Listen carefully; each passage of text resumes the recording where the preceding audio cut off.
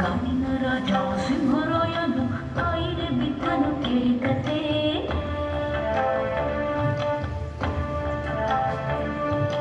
ಅನ್ನವು ಸೇರದು ನೀರು ಸೇರದು ರಾಜನಿಗಾಯಿತು ಬಾಳ ವ್ಯತೆ.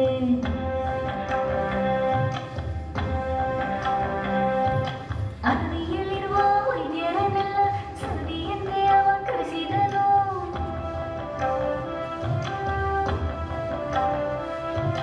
ಡಾಕ್ಟರ್ ಜೀಗ ರಾಜನ ಪರೀಕ್ಷಿಸಿ ಬಾಯನ್ನು ತೆಗೆಯಲು ಹೇಳಿದನು.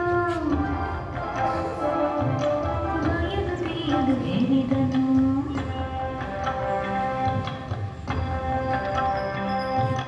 ವೈದ್ಯರ ಆಜ್ಞೆಯ ವೀರದ ಸಿಂಹ ಬಾಯನ್ನು ತೆರೆದು ತೋರಿಸಿತು.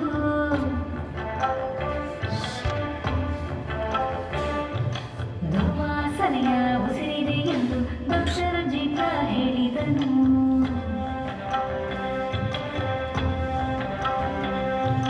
ಹೀಗೆ ಹೇಳಲು ಎಂಥ ಧೈರ್ಯ ಎನ್ನುತ್ತ ಸಿಂಹವು ಗರ್ಜಿಸಿತು.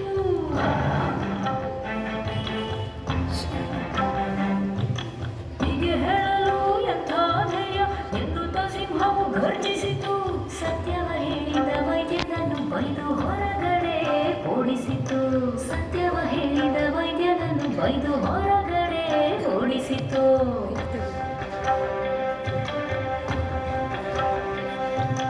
ಮುಂದಿನ ಸರದಿ ಡಾಕ್ಟರ್ ಹೈನ ಸಿಂಹದ ಬಾಗಿಲು ತಟ್ಟಿದಳು.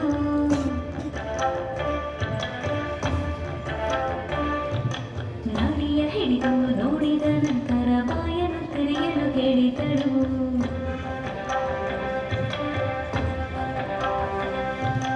ಎಂತಹ ಸುವಾಸನೆ ನಿಮ್ಮ ಉಸಿರಲಿ, ಆಹಾ ಎಂಥ ಸುವಾಸನೆ ನಿಮ್ಮ ಉಸಿರಲಿ, ಓಹೋ ಎಂಥ ಸುವಾಸನೆ ನಿಮ್ಮ ಉಸಿರಲಿ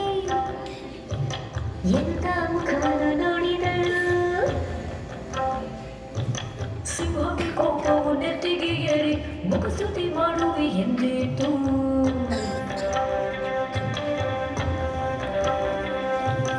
ಇರುವ ಸತ್ಯವ ಹೇಳಲು ಹೆದರಿದ ಹೈನಳನ್ನು ಹೊರ ಹಾಕಿಸಿತು.